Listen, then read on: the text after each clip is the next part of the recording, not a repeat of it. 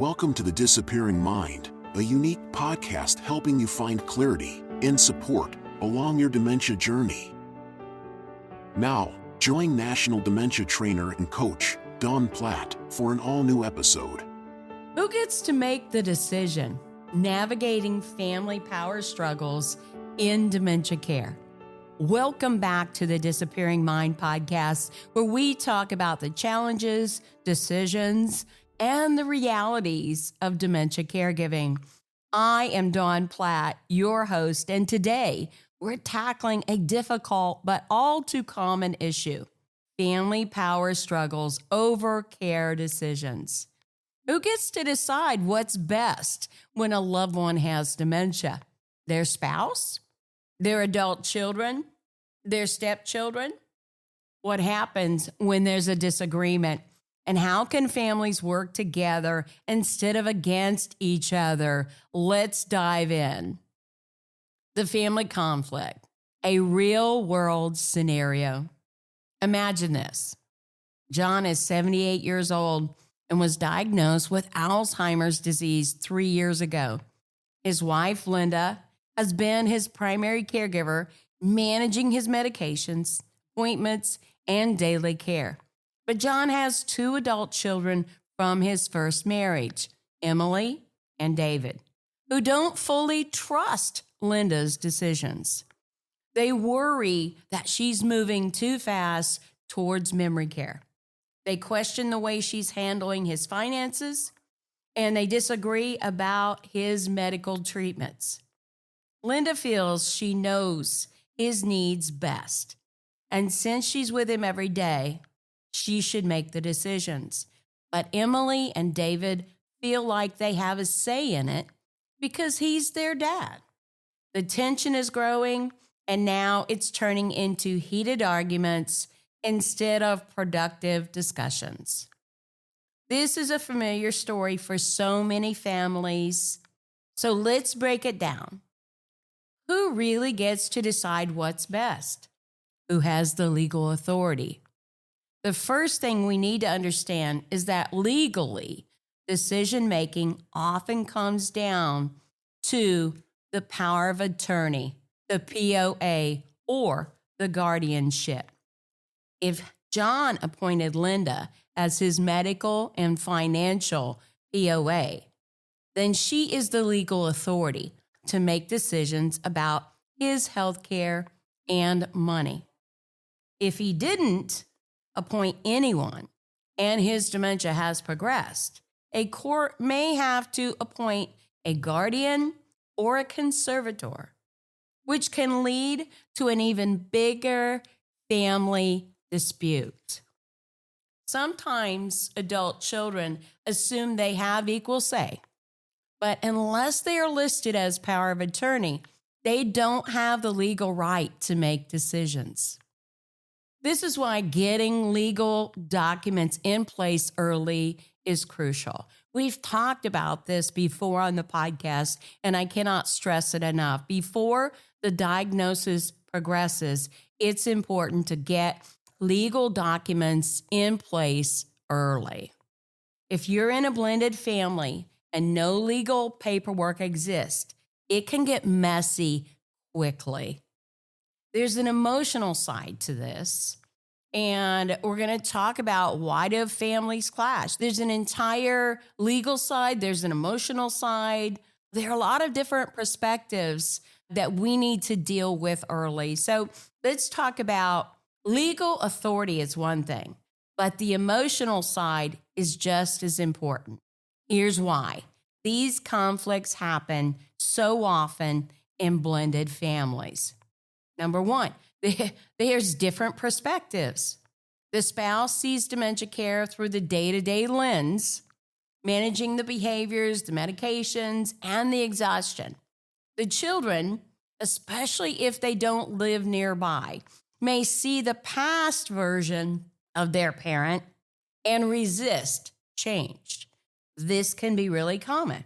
There are trust issues. Some adult children may feel their parent's second spouse is making decisions for personal gain, whether financial or emotional. Then there's guilt and denial. Many children struggle to accept the decline of a parent, and they feel guilt for not being more involved. This guilt can turn into resentment towards the spouse who is actually doing the caregiving. There's fear of losing control. Adult children often want to hold onto a role that they had when their parent was independent. But in reality, the dynamics have shifted because of dementia. This emotional baggage can cloud judgment in everyone, making it hard to focus on what truly matters: the person with dementia and their quality of life. So how do we work together instead of against each other? What can families do to ease these conflicts? Well, here's some strategies that I hope will help you today. Number one, open communication. But that open communication needs to come with boundaries. Instead of arguing over text or rushed calls, schedule a family meeting in person or on Zoom to calmly discuss decisions. Use statements like, "I know we all want to do what is best for dad or mom," instead of saying, "You don't care about dad like I do." And this will reduce defensiveness. Clarifying roles and responsibilities. If a person is POA, they legally make decisions, but that doesn't mean others cannot be included in the discussions and cannot be taken into account. We want to assign specific tasks. One person handles doctor's appointments, another may manage the finances, and another one can be there to check in emotionally to support everyone who's caregiving. You may want to consider bringing in a third party. If conflict is escalating or you cannot come to a compromise, consider a family mediator, a social worker, a dementia coach to help guide the conversation, to bring the reality to everyone involved. Oftentimes, families will act or react because they really don't understand dementia, or they don't relate that this could actually be happening to their loved one. We want to really respect the caregiver's reality, and I think oftentimes that can be hard to see, especially if you're not local or don't get to see the person very often. But the spouse or the primary caregiver sees daily struggles. They see the wandering, they see the agitation, they see the hygiene battles, the change and the loss of the person, things that other family members might not see firsthand, might not witness at all during their brief times of visitation, or even through a phone call or a Zoom.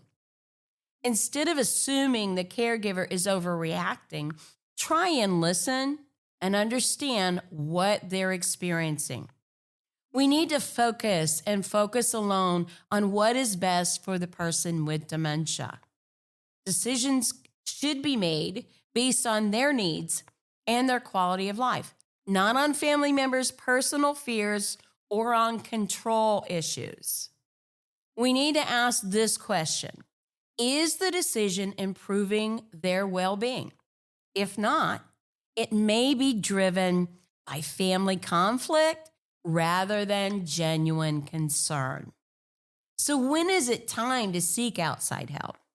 Well, sometimes no matter how hard families try, conflicts do reach a breaking point.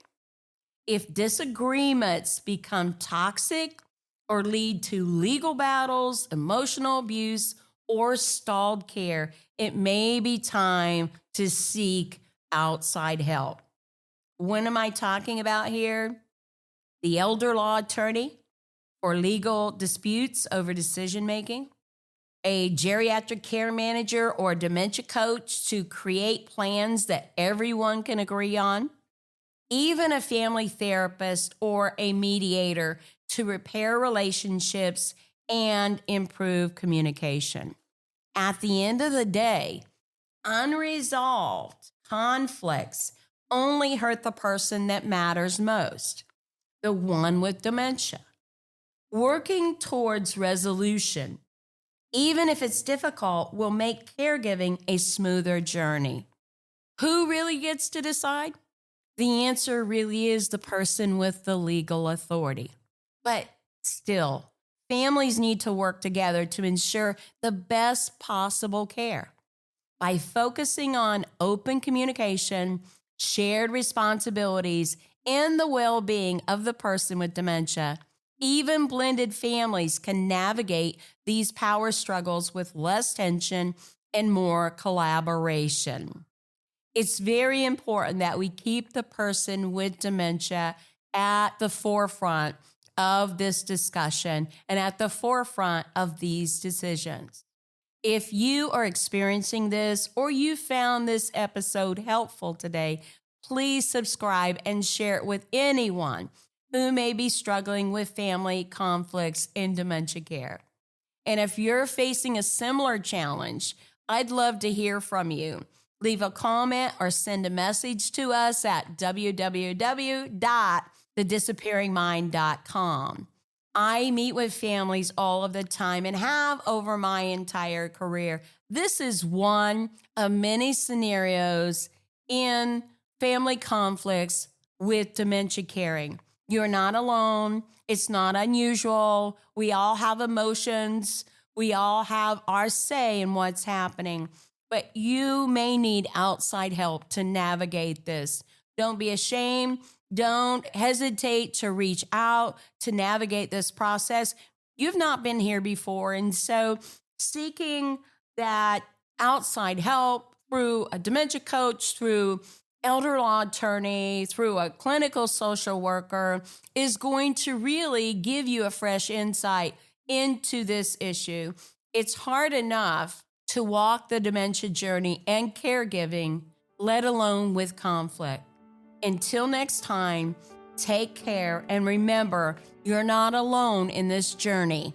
Make it a memorable day. Thank you for joining us for the Disappearing Mind podcast. We hope it's helped you find clarity and support along your journey. Be sure to subscribe to never miss an episode, visit our website to suggest future topics, and share the podcast with friends and family.